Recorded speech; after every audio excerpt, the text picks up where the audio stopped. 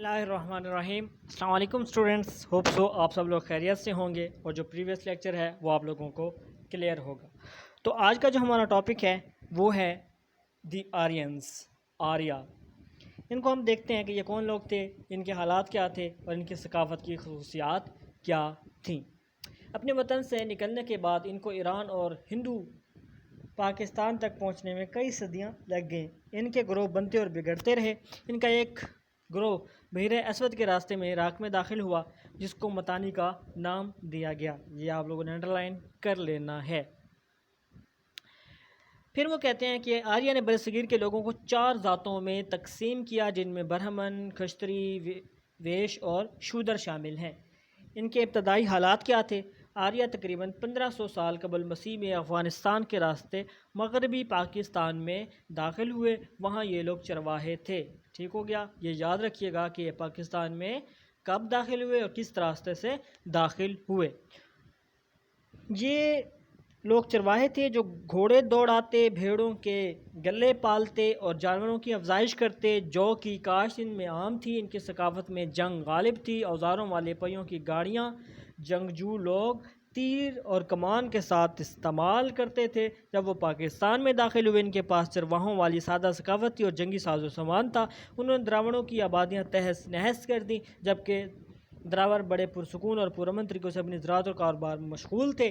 सैकड़ों सालों तक दोनों में तसादुम जारी रहा।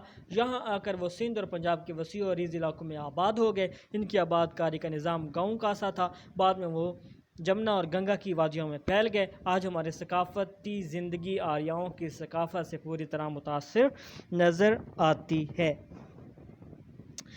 अब हम देखते हैं कि आर्या जो है, इनकी तहज़ीब के ख़ास क्या हैं। ठीक हो गया।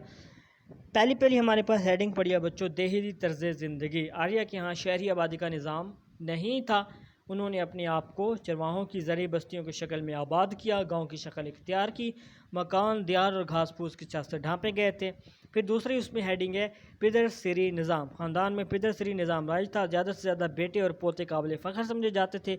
यकज़ोजी का रिवाज था। बेवा को भी दूसरी शादी की इजाज़त नहीं थी, यानी एक शादी जो थी वो अच्छी समझी जाती थी। सभा पंचायत की तरह एक कौंसिल थी जो एक मुकाम पर जमा होकर गपशप और तफरीह मशागल में मसरूफ़ रहा करती थी। तीसरी खसूसियत है ज़ात पात के निज़ाम की बुनियाद। पेशों के लिहाज से आर्याओं ने ज़ात के निज़ाम की बुनियाद डाली। ज़ातों ने माशरती दर्जाबंदी भी कर दी और लोगों को अलग अलग काम सौंप दिए। मजहबी अमूर के मालिक ब्राह्मण कहलाए। ठीक है, याद रखिएगा, मजहबी अमूर के मालिक ब्राह्मण कहलाए और लोगों का मकाम मुआशरे में सबसे बुलंद था। कौन से लोगों का? ब्राह्मण लोगों का, जो लोग जंगी खिदमत अंजाम देते और मुल्क का नज़्म व नस्क भी संभालते थे। इन्हें खश्तरी कहते। और जिन लोगों की ज़िम्मेदारी ज़री काम था और फ़नी काम भी अंजाम देते थे, इन्हें वेश कहते थे। ये तीनों ग्रोह आर्यों में से थे, जो लोग आर्या नहीं थे बल्कि मकामी आवाज़ का द्रावड़ थे। ये याद रखिएगा कि कौन से ग्रोह किस काम में हिस्सा लेते थे। इन्हें मजदूरी और खिदमत के घटिया काम दिए गए। किनको? द्रावणों को। चौथा ग्रोह जो वजूद में आया जिसे शूदर कहते हैं। इस तरह पूरा मुआशरा 4 पेशा वराना ग्रोहों में तकसीम हो गया, जिन्हें बाद में ज़ातों के नाम से पुकारा जाने लगा। और आज भी हमारे मुआशरे में ज़ात का और पेशों की तकसीम का रिवाज मौजूद है। उसके बाद चौथी हेडिंग है हमारे पास ऋग्वेद किताब। आर्या लोग ज़ुबानी मज़हब नज़्म व नसर में अपने साथ लाए, जिसे 500 साल कबल मसीह में तहरीर करके ऋग्वेद किताब की सूरत में डाल दिया गया। इसी किताब से मालूम होता है कि आर्या लोग जानवरों और ख़ुराक की कुर्बानी भी करते थे और अपने देवताओं को खुश करते थे। फिर है ज़बान की वसअत। इनका बहुत बड़ा कारनामा उनकी ज़बान की वसअत है। आज हमारे माशरे की तकरीबन तमाम बड़ी बड़ी इलाक़ाई ज़बानें आर्या ज़बानों से ताल्लुक़ रखती हैं। इनमें बंगाली, उर्दू, पंजाबी, गुजराती और पहाड़ी ज़बानें शामिल हैं। उसके बाद हमारे पास एक हेडिंग है खुराक। गैर महज़िब आर्या जो लूट मार करने के आदी थे, ये लोग कच्चा गोश्त खाते थे, बल्कि इनमें आदमखोर भी मौजूद थी।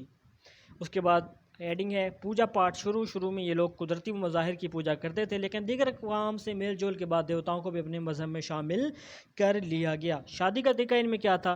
स्वयंवर की रस्म भी थी, जिसमें लड़की को अपना खान मुंतखब करने का हक था। ताम कदीम आर्याओं में शादी के बहुत से तरीके थे, जिनमें दुल्हन को जबरन अगवा करना, दुल्हन पसंद के मर्द के साथ फ़रार होकर शादी करती, रकम अदा करके दुल्हन को ख़रीद लिया जाता, वगैरह वगैरह।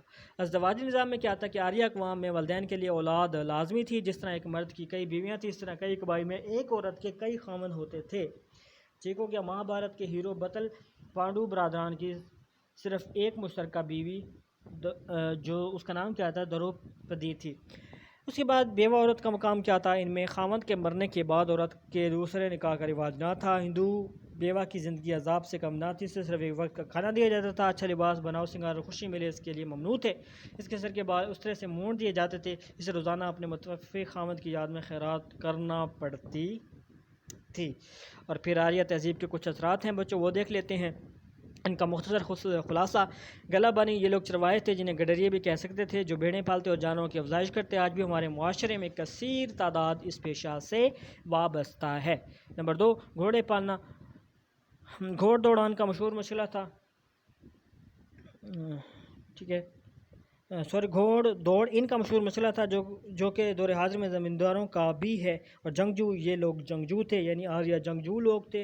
हर इख्तलाफ का फ़ैसला जंग से करते। ये खासियत हमारे खैबर पख्तूनख्वा और बलूचिस्तान में भी नुमायाँ है। जौ की काश्त का रिवाज था, जो आज भी हमारे यहाँ गंदम की फसल के साथ काश्त की जाती है। बैलगाड़ी का इस्तेमाल ये लोग करते थे। तीर अंदाज से कमान का इस्तेमाल करते थे और औज़ारों वाले पहियों की गाड़ियाँ इस्तेमाल करते थे, जो कि द्रावड़ भी इस्तेमाल करते थे। तहज़ीब का फैलाव देखें तो द्रावड़ बड़े पुरसकून और सुलहकुन थे।